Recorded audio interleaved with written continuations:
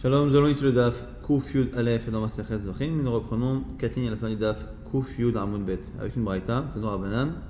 Amenasech Shloshet Logim Maim Bachag Bachutz Chayav. Celui qui fait les Nisuchei Yaim Maim dans Sukkot avec une quantité de 3 logim à l'extérieur, il est Chayav. Rabbi Elazar lui dit Im Milan Shem Chag Chayav. Il n'est Chayav que s'il est rempli dans un clé à charrette, donc s'il est sanctifié dans un keli. Donc il n'est pas en discussion a priori sur la quantité, mais sur le keli. On verra justement que la discussion n'est pas forcément évidente à comprendre. Maï Benayou, quelle est ici la discussion entre les deux, le point d'opposition entre les deux? Première proposition, Amar Rabbi Nachman Bar Yitzchak, Beyesh Shiur Maim Kamiflagé. Lui justement pense, contrairement au sens premier du texte, que lui vient dire que Rabbi Elazar vient s'opposer au niveau de la quantité. Alors la quantité minimale, ce sera 3 logim, mais est-ce qu'il existe une quantité maximale?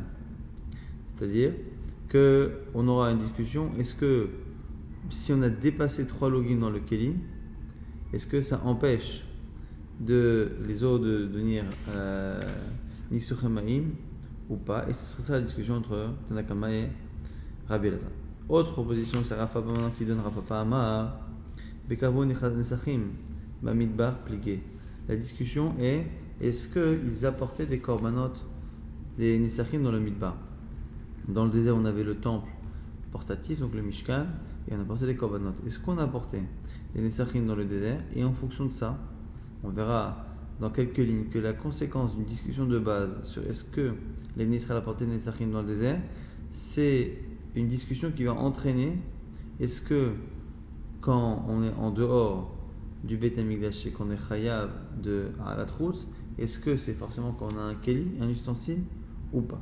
Ça, on verra exactement tout à l'heure ce dracha. Troisième lecture, Rabbi Amar, Belemedim Amaim Minus Chamaim, Ayayin Pligé. La question c'est, est-ce que on transpose la halachot de Nisuchei Yayin à Nisuchei Maim? Et c'est pour ça qu'on a cette marque là entre Tanakama et Rabbi Eliezer, donc au niveau des quantités, au niveau des chiyuvim, on transposerait de Nisuchayin à Nisuchamaim ou pas. Donc 3 possibilités ici de comprendre la marloquette Tanakama Rafapa. Soit est-ce qu'il existe une quantité maximale ou pas, soit à l'origine est-ce que il y a eu des Nesachim dans le désert, et donc conséquence ici, est-ce que pour être Hayav Bachut, il faut avoir utilisé un keli ou pas? Et dernière chose, est-ce qu'on transpose la halachot de Nisuchei Yayin à Nisuchei Maim ou pas? Tanur Rabbanan, on a une braïta qui nous dit Amenasech Shlosheh Logim Yayin Bachutz Chayav. Celui qui fait Nisuchei Yayin avec du vin à l'extérieur, 3 logim il est Chayav. Rabbi Elazar, Rabbi Shimon Omer, Vehu Shekichan Bekli. Vient Rabbi Elazar, Rabbi Shimon dit à condition que ça a été sanctifié dans un keli. La Gemara dit Maï Benayou. Maï Benayou. La Gemara dit c'est quoi la marloquette? Amaravaдаbar Rav Yitzchak Birut Semidot Ika Benayou. La question ici c'est Birut Semidot, c'est est-ce que la partie qui est au-dessus du keli, il y a la partie qui est contenant dans le keli, dans l'ustensile, et au-dessus il y a les rebords. Le rebord n'est pas forcément quelque chose qui fait couler le liquide à l'extérieur, mais qui peut permettre au liquide de rester dedans. Maintenant qu'on a un rebord comme ça un peu oblique, si le liquide dépasse la partie qui est censée contenir et qu'elle va jusqu'au bord, est-ce que le bord du keli sanctifie le liquide qu'il y a dedans? Ce serait ça la marloquette ici entre Tanakama et Rabbi Elazar et Rabbi Shimon, entre l'histoire du Kiddush Bekli ou pas. Rava Bered Rabama Karvu Nesachim Baba Maïka Benayou. Lui propose autre chose. Il dit que la marloquette, elle est-ce qu'ils ont apporté des nesachim babama? Est-ce que lorsque on pouvait faire des korbanot, rappelez-vous qu'il y a eu un zman de Eter Bamot, à une époque on pouvait apporter des korbanot en dehors des temples. Et à ce moment-là, on avait Bama Ktana et Bama Gdola. Bama petite qui était pour les particuliers, Bama Gdola la grande qui était pour le tzibour, pour le public. Alors, justement, est-ce qu'on apporte des nesachim dans cette bama particulière, privée? C'est ça la marloquette. Et cette marloquette-là est liée à une autre. Le cas Netanae, ça dépend en réalité d'une autre marloquette. Netanya, c'est marqué dans une braïta. Bamat yachid enat tzrecha nesachim. On a un premier rabbi qui dit quoi? C'est rabbi, qu'une bama particulière privée ne nécessite pas de nesachim, dit vrai rabbi. Chachamim omrim, on a nesachim. Selon Chachamim, il faut. Donc, dans le Beit HaMikdash, c'est sûr qu'il faut. En dehors du Beit HaMikdash, quand c'était autorisé, si c'est une bama publique, il faut. La privée, c'est une marloquette. Vané Tanae, Kane Tanae, et cette marloquette, même Tanaim là, c'est la même que la suivante des Tanya. Kitavo, ou c'est marqué au sujet du verset qui annonce qu'en arrivant en Eretz Israël, on aura l'obligation d'utiliser justement des libations, entre autres de vin, pour faire les sacrifices. Okay, Kitavo el arrêt, lorsque vous irez dans la terre dans laquelle je vous installerai, vous ferez ces mitzvot là. Alors, premier avis qui dit que c'est pour nous obliger à faire des nesachim dans les bamot qui sont publics. D'où je sais que c'est pas le bamaktanak.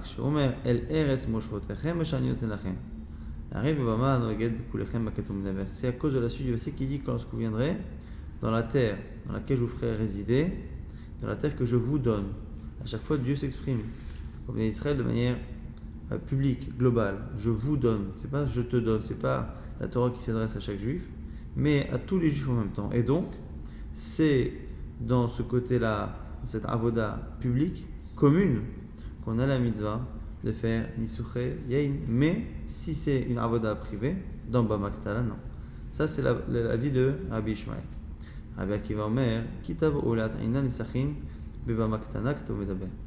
Non, Rabbi Akiva lui pense en conclusion que c'est même pour m'apprendre les Bamot Ktanot. Ata Omer, les Bamaktana Oeno les Bamakdola, comment il le sait? Keshomer El Eres Moshvotechem, Areba Mahanoged Bechol Moshavot, Kto Medaber. Lui, il comprend El Eres Moshvotechem. Moshvotechem, c'est les endroits où vous résiderez. Lui comprend dans toutes les résidences. Or, toutes les résidences, ça concerne à la fois les endroits où on mettra, dans les places publiques, on mettra des bamot gdolot, mais également les maisons dans lesquelles on mettra des bamot ktanot. Et on pourrait ici penser que la discussion Rabbi Akiva et Rabbi Ishmael ne porte que sur la compréhension de Moshvotechem, que l'un regarde plus le langage qui montre que comme c'est un pluriel, ça veut dire qu'on s'adresse à tout le peuple et donc ça concerne que les bamot publics.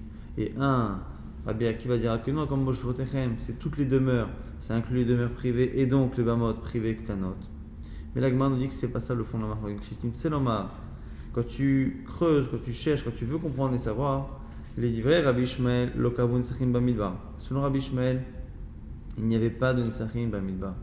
Ou livret Rabbi Akiva, Karvu Nesachim Bamidbar. Et selon Rabbi Akiva, il y avait déjà des Nesachim Bamidbar. Donc finalement, comment fonctionne le limoud? C'est que comme selon Rabbi Akiva, on sait déjà qu'il y a des Nesachim Bamidbar, eh bien, on imagine bien qu'il va y en avoir aussi en Eretz Israël au moins dans les endroits publics. Et donc, quand on nous précise qu'en Israël il faudra en faire, c'est forcément pour nous dire qu'il faudra en faire même dans les endroits privés. Alors que selon Rabbi Ishmael, où à l'époque du désert on n'en faisait pas du tout, ben, la première chose qu'on apprend en arrivant en Eretz Israël, quand on apprend qu'il faut faire des Nesachim, c'est qu'il faut faire des Nesachim dans les bamot publics. Mais on ne va pas directement apprendre les bamot ktanot. Et c'est comme ça que la Gemara explique le fond de la marloquette. Et c'est pour ça que même tout à l'heure, par rapport à Nisuché Maïm, parce que là on est dans Yaïn, mais que là on était dans Maïm, mais c'est un peu la même chose.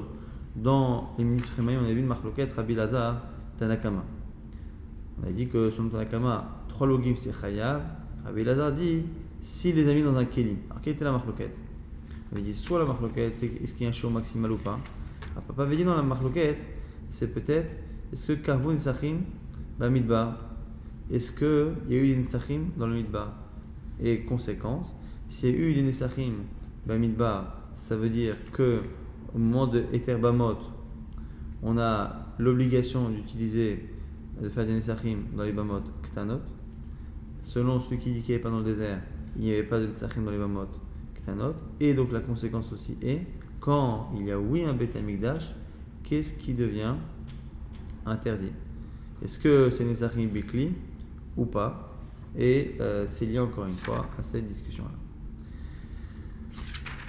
Maintenant, on reprend la Mishnah. Rabbi Nechemia Omer, chez Adam, chez Krivan Bachutz Chayav.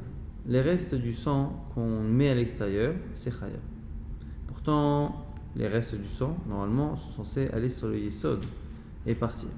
Amar Rabbi Yochanan, Tana Rabbi Nechemia Kedibra Omer, Shiarim Agvim.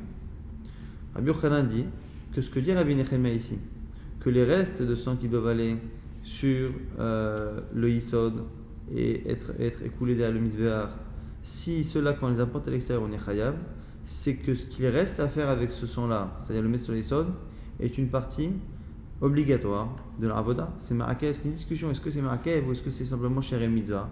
C'est une obligation. Enfin, il faut le faire, mais c'est pas forcément un ikouf si on ne le fait pas. Alors l'agma propose simplement de dire que s'il y a un chiyuv à l'extérieur, c'est qu'il y a une obligation à l'intérieur. Et l'agma va objecter. Mais tiveh, Rabbi Nechemia Omer, Rabbi Nechemia dit, Sheri Adam she'ekrivan bachutz chayav. Ce qu'on vient de dire à l'instant, il le dit. Et dans une braïta, on verra qu'il y a une discussion avec Rabbi Akiva. Lorsque Rabbi Nechemia dit justement que les restes du sang que l'on met à l'extérieur, on est chayav dessus sur un latrout, alors Rabbi Akiva lui a répondu, alors Sherim Adam, Sherim Mitzvahim. Rabbi Akiva lui a dit, mais attends, mais ce sang-là, c'est qu'une mitzvah de le mettre là-bas, c'est pas un ma'akev. Amarlo, et réponse de Rabbi Nechemia, qui, selon ce que a dit Rabbi Yochanan aurait dû être, normalement la réponse, elle devrait être, ah, mais non, c'est pas une mitzvah, c'est obligatoire. Mais vous allez voir qu'il ne répond pas ainsi. Amarlo, Evarim Uvdarim, Yochichu. Les membres des animaux vont te montrer que ce n'est pas justement un raisonnement. Pourquoi chez un mitzvah, car eux sont chez un mitzvah, ne sont pas obligatoirement brûlés sur le mitzvah. Makrivan bachutz chayav, mais si on les fait brûler à l'extérieur, on est chayav. Donc tu vois bien qu'on peut très bien être chayav à l'extérieur sur quelque chose qui n'avait pas l'obligation d'aller sur le mizbeach. Amalo, lo. Avec qui va lui dit c'est pas une preuve. Imamarta, Evarim Uvdarim she'en tchilat avoda toma, b'shari adam she'nan tchilat avoda. Ne me compare pas là-bas. Evarim Uvdarim qui là-bas sont au début de la avoda. Donc même si effectivement c'est pas merakev, ça a l'importance d'être au début de la avoda. Mais quand on a ici chez Adam qui non seulement ne sont pas obligatoires, mais se font vraiment après avoir fait toute la avoda, après avoir fait la zrika, après qu'il y ait eu expiation de la faute, là, ça me paraît pour moi, Rabbi Akiva, insensé qu'il y ait un chilouf dans la troute dessus. En tout cas, nous, le sujet, c'est pas forcément c'est Evarim Uvdarim, c'est que si Rabbi Yochanan avait raison, c'est-à-dire que si Rabbi Nechemia pensait que les shirim étaient obligatoires, pourquoi a-t-il accepté de discuter avec Rabbi Akiva, qui lui pense que c'est shirim mitzvah, c'est pas obligatoire? Donc, imita les malais, anenami, mais agvé. S'il pensait ça, Rabbi Nechemia aurait dû dire, mais non, pour moi c'est obligatoire. Et à la fin de la discussion, on m'a dit tioufta. C'est une bonne objection. Mais il n'empêche que, la Gemara propose autre chose. V'achta de Amar, Ravada bar Ahava. Aussi, cette marloquette-là, Ravada bar Ahava a dit que marloquette b'shiraim apnimiim. La marloquette, elle était par rapport aux shiraim de sang des korbanot pnimiot, qui doivent être faits dans le echal. Comme les korbanot du Yom Kippourim, ou du Kohen Gadol, ou du Nassi. Aval b'shiraim chitzonim. Mais pour le sang qui doit aller dans le misbach, achitson. Les divra kol, l'omer agve. Selon tout le monde, il n'y a pas d'aïkouf. Donc la discussion maintenant, qu'on a citée au tout début, est-ce que c'est obligatoire de mettre le sang sur le yisod ou pas? Ça, c'est valable que pour les korbanot qui sont à l'intérieur, dont le sang doit être jeté dans le yisod du misbach extérieur. Mais dans un korban qui dès le départ se fait à l'extérieur, le fait de mettre le sang dans le yisod n'est pas obligatoire. Donc on fait une distinction entre les korbanot pnimiot et les autres. Alors du coup, la Gemara propose qui Amar Rabbi Nechemia b'sharim pnimiim, kitanei b'sharim chetzonim. Peut-être que ce qu'a dit Rabbi Nechemia chez nous, c'est dans sharim pnimiim, c'est-à-dire que dans notre Mishnah, quand il a dit que si on le fait à l'extérieur de la Hazara, on est chayav, il parlait du sang des korbanot pnimiim. Et quand après on voit qu'il n'a pas répondu à Rabbi Akiva là-bas quand il lui a dit que c'était que mitzvah, ça parlait là-bas de shirim chitzonim. La Gemara dit maintenant, Iachi nimale kamri ana bepnimim. Alors la Gemara nous dit que si c'est ça, il aurait dû lui répondre différemment en lui disant non, regarde ce que je dis moi dans Pnimim. Et la Gemara nous dit quoi? Et là, l'Idara de Rabbi Akiva Kama. On est obligé finalement de dire, pas obligé, mais en tout cas il y a une possibilité de dire, et c'est très souvent ce qu'on fait d'ailleurs dans ce genre de raisonnement, c'est pas parce que on a une lecture de Rabbi Nechemia et que de l'autre côté quelqu'un lui objecte quelque chose et que lui ne s'oppose pas à cela, ça ne veut pas forcément dire qu'il est d'accord avec ce qu'il vient de dire. Simplement, il vient discuter l'Idara de Rabbi Akiva Kama. Il vient prendre le raisonnement. Donc Rabbi Nechemia lui-même n'est pas d'accord que Shari Mitzvah c'est Marakev. Lui il pense que il peut penser que, que lui c'est Marakev. Comme il a face à lui Rabbi Akiva qui pense que c'est pas Marakev, au lieu de clore la discussion tout de suite en disant voilà, on peut pas discuter toi et moi, parce que moi, Rabbi Nechemia, je pense que c'est Marakev, toi tu penses que c'est Shari Mitzvah, donc il n'y a pas de discussion. Au lieu de bloquer, d'arrêter la discussion, il dit voilà, allons-y, allons dans ton sens. Imaginons effectivement que c'est Shari Mitzvah. Je vais même te montrer qu'avec un digne de Shari Mitzvah, c'est un sens d'être chayav à l'extérieur. La preuve, c'est Evarim ou Vdarim. Et donc, du coup, à ce moment-là, la discussion peut continuer, mais Aliba des Rabbi Akiva, des fois c'est l'inverse, ça aurait pu être Aliba des Rabbi Nechemia, mais là, en l'occurrence, c'est Aliba des Rabbi Akiva. Nouvelle Mishnah, Molek et Aof Bifnim.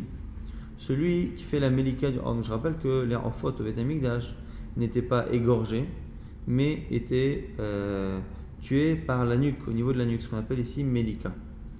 Amolek et Aof Bifnim, Ve'aila Bachut. Il fait la Melika à l'intérieur et il brûle le korban à l'extérieur. Il est Chaya. Malak Bachut, Ve'aila Bachut, Pato. S'il a fait la Melika à l'extérieur, Ve'aila Bachut, il est Pato, ça ne marche pas. La Shochet et Aof Bifnim, s'il fait la Shrita à l'intérieur, Ve'aila Bachut, il est pato. Pourquoi? Parce qu'il a fait la shrita du off à l'intérieur. Et ça n'a pas de sens qu'à l'intérieur il faut faire une melika. Comme avant on a dit que s'il a fait la melika à l'extérieur, ça ne vaut rien aussi. Donc là, il ne sera pas chayav sur la hala. Là, ce sont les détails qui montrent qu'il faut qu'au moment où on brûle la volaille à l'extérieur, il faut que la shrita ou la melika ne l'ait pas rendue déjà complètement impropre. Shachat bachut. Maintenant il a fait la shrita à l'extérieur. Ve'aila bachut chayav. Et il a après apporté l'animal en korban à l'extérieur, il est chayav sur les deux. Pourquoi? Parce que comme on est à l'extérieur de la Hazara, même si c'est un off, la shrita a du sens. Et on avait vu que c'était une dracha aussi qui montrait que c'était la shrita qui était dans ce cas-là. Alors que si c'était la melika, ça aurait fait perdre le deuxième issour de hala'a. On n'aurait pas eu ce issour-là finalement. Mais comme il a fait la shrita bachutz, il est chayav sur la shrita et il est chayav même sur la hala. Nimtza, et donc de manière un peu étrange, derer erchero bifnim turo bachutz. La manière de rendre kasher le korban à l'intérieur, c'est la manière de dispenser du issour de bachutz qu'on est à l'extérieur. Et derer erchero mi bachutz, et ce qui permet d'avoir le problème à l'extérieur, c'est pturo bifnim. Pourquoi? Parce que derer erchero bifnim, la manière de faire à l'intérieur, c'est la melika. Et bien si on fait la melika à l'extérieur, on n'est pas chayav de chutz. Et derrière Shiro mi bachutz, ce qui permet d'être chayav à l'extérieur, c'est-à-dire la shrita, c'est ça, qui, si on l'a fait à l'intérieur, p'tour mi bifnim, me rend pas tour et ne m'acquitte pas de la mitzvah à l'intérieur, ce qui est un chidouche, puisque jusqu'à présent, on voyait qu'à part exception, normalement, il y avait vraiment une symétrie entre ce qui était obligatoire à l'intérieur de la Hazara et ce qui devenait interdit et chayav minatora à l'extérieur. Rabbi Shimon vient s'opposer et on essaie de comprendre ce que veut dire Rabbi Shimon. Rabbi Shimon omer kol chavim alav bachutz. Toutes choses sur lesquelles on est chayav à l'extérieur, chayavim al kayotsebo bifnim. On sera chayav sur l'équivalent à l'intérieur. Sheheila bachutz, si on l'a sorti à l'extérieur. Donc du coup, on nous dit ici que si on a fait quelque chose à l'extérieur et qu'on est chayav dessus, eh bien, si on a fait la première partie de cette avoda bifnim, qu'on a fait la seconde à l'extérieur, on sera chayav. Chutz mina shochet bifnim ou ma'ala bachutz, sauf le cas qu'on a cité, c'est-à-dire la shrita da'of, qui est bifnim ou ma'ala bachutz. Pourquoi? Parce que si on a tout fait à l'extérieur, shrita bachutz, ala bachutz, on est chayav.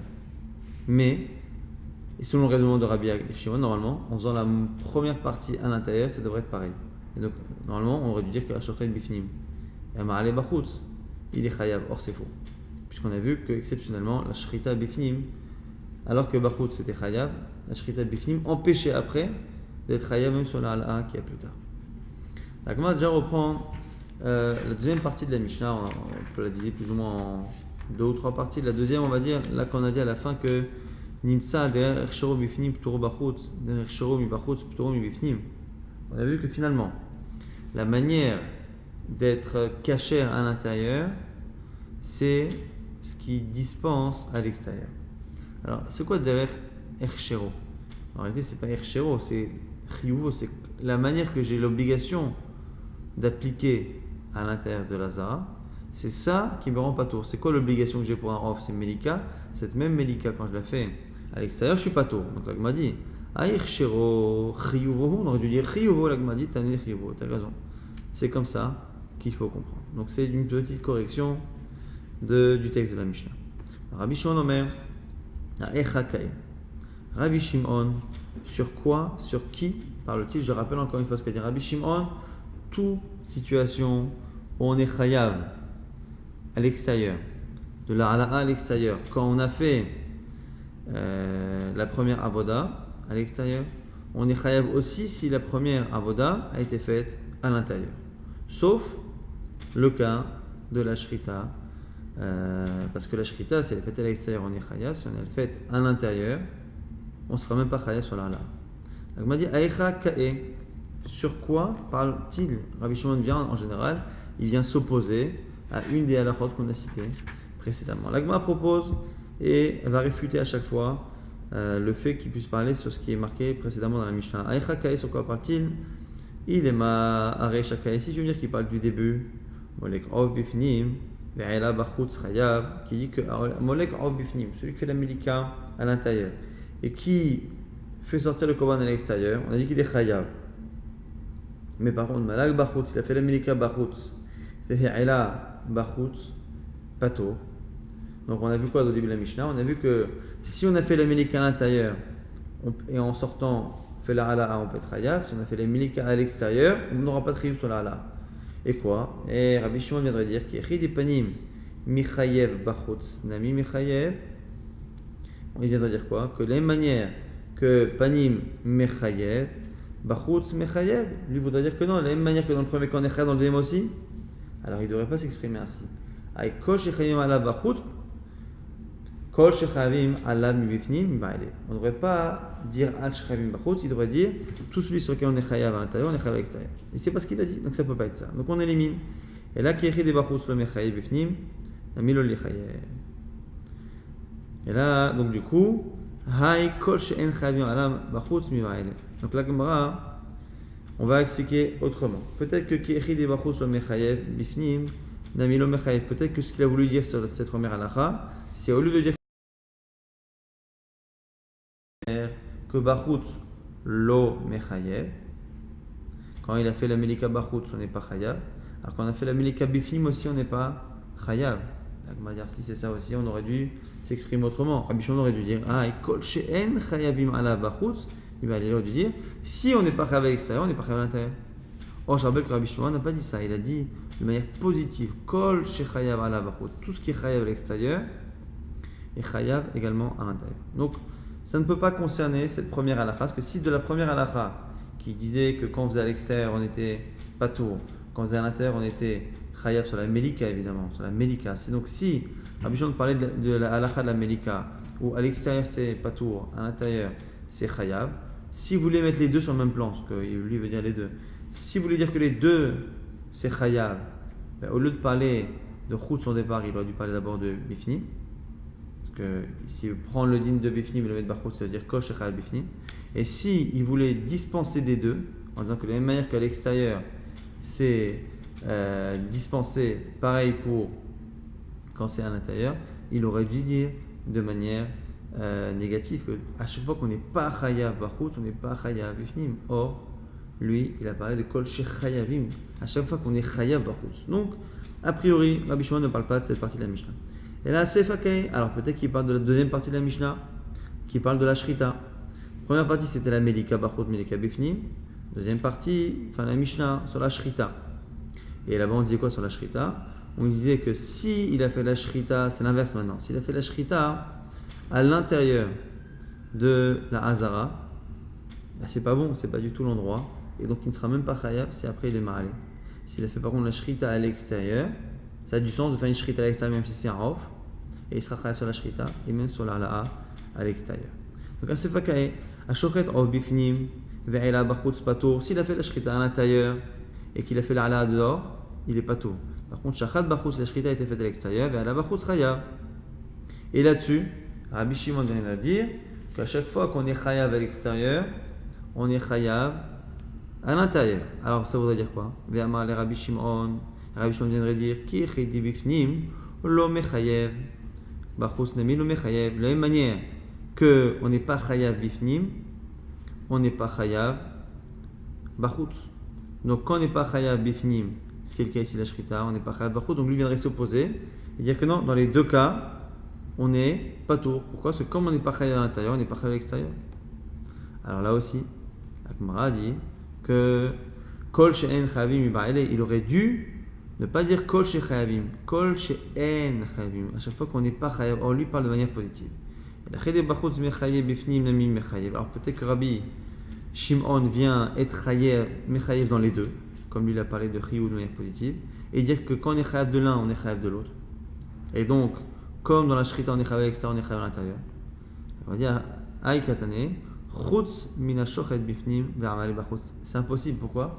Parce qu'à la fin de sa phrase, le même Rabbi Akiva dit que la shrita c'est une exception. Et donc, si on lisait ainsi la phrase de Rabbi Shimon, et que Rabbi Shimon viendrait parler de l'halakha précédente et dire que à chaque fois qu'on est chayav à l'extérieur, on est chayav à l'intérieur, c'est-à-dire, par rapport à l'halakha précédente, que comme dans l'halakha précédente on dit que la shrita à l'extérieur rendait chayav sur la hala'a, mais pas sur quand la shrita est à l'intérieur, lui viendrait dire non, comme à l'extérieur c'est chayav, à l'intérieur aussi. Impossible qu'il dise ça, puisqu'à la fin il dit lui-même que ce que je viens de dire, ça supporte une exception, c'est la shrita. C'est-à-dire que dans la shrita, on sera chayav qu'à l'extérieur et pas à l'intérieur. Donc impossible que Rabbi Shimon s'exprime sur quelque chose qui l'a précédé dans la Mishnah. Et donc on reste avec une impossibilité pour l'instant d'expliquer Rabbi Shimon. Amar Zeri nous dit Shritat be'ema balayla ikabenayu. Non, peut-être que Rabbi Shimon vient parler de Shritat balayla.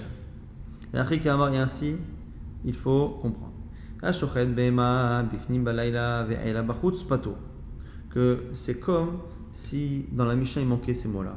Que Tanakama viendrait dire que de la même manière, celui qui fait une shrita d'une be'ema à l'intérieur de la hazara, mais balayla, la nuit, ce qui n'est pas comme il faut, et qu'après il a fait bachutz, le korban, il est pato, parce que la shrita s'est faite la nuit.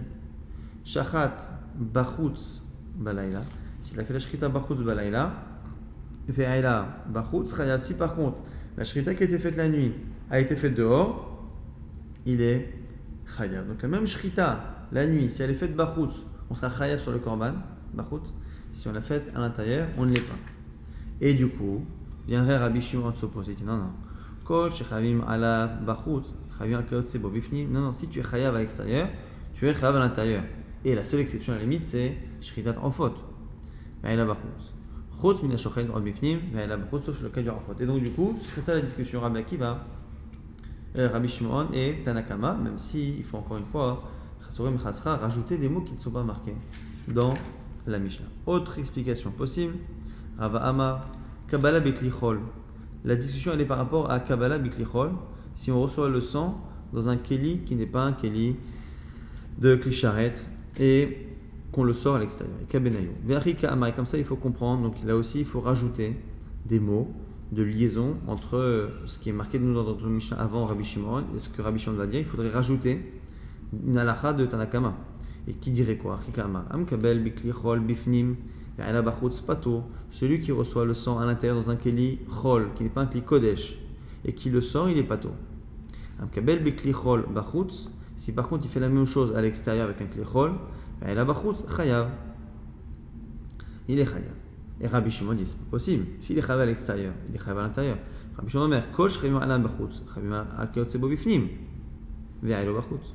Et on a dit sauf l'exception de shritat ofot. Chutz min hashochet of bifnim ve'elo vachutz. Donc deuxième possibilité de discussion, c'est sur Kabbalah Beklichol est-ce que c'est pareil à l'intérieur qu'à l'extérieur? La Gemara propose, et nous dit quoi maintenant? Il nous dit que Ashta Netanya voix des Shmuel bar Yitzhak. Maintenant qu'on a cette braïta, on a une braïta qui a été enseignée par le père de Shmuel, dans lequel on voit une marloquette Rabbi Shimon et Tanakama. Et donc, du coup, on propose maintenant de dire que c'est peut-être celle-ci qu'il y a dans notre Mishnah. Je vous rappelle qu'on a un problème, c'est qu'on a une Mishnah chez nous où Rabbi Shimon vient s'opposer à un avis, mais qui n'a jamais été cité dans la Mishnah. Donc, c'est un peu difficile de savoir sur quoi il s'oppose, puisque le texte de base sur lequel il est censé s'opposer n'est pas présent. Alors, on propose ici, au moins, de se baser sur quelque chose qui est déjà existant. Pourquoi là-bas? Que Netanya boit des Shmuel bar Rav Yitzhak. Le père de Shmuel bar Rav Yitzhak, un molek of bifnim, celui qui fait la melika du off à l'intérieur. Ve'elo bachutz, c'est qu'il le sort, il est chayav. Malak bachutz, il a fait la melika à l'extérieur. Ve'ela bachutz, et il sort à l'extérieur, il sort, fait la shrita, il a la krava, il est pato. Donc ce qu'on a dit au début de notre Mishnah, c'est qu'au niveau de la melika, si c'est fait à l'intérieur et qu'on sort, on est chayav. Si on le fait à l'extérieur, on n'est pas tout. Verabi Shimon, Atam Kae. C'est là-dessus qu'il parle. Vétané, il dit Kol shechayim ala bifnim, ve'ayla bachutz, chayavim ala bachutz. Tout sur lequel on est chayav à l'intérieur, on est chayav à l'extérieur. Et donc, du coup, c'était une des propositions qu'on avait faites tout à l'heure pour expliquer Rabbi Shimon. Dire que Rabbi Shimon parlait du début de la Mishnah. Le seul problème, c'est que ça nous obligeait plus ou moins à dire que là où Rabbi Shimon semblait parler de manière positive, il aurait fallu parler de manière négative. Mais pourquoi à la fin la Gemara accepte de dire ça? C'est parce que déjà on voit que cette marloquette là a l'air d'exister dans la Braïta. Et deuxièmement, c'est que on voulait éviter de transformer les mots de Rabbi Shimon de positif à négatif. Mais dans tous les cas, à la fin, parce qu'on n'a pas de solution, on a fini par inventer un texte de Tanakama.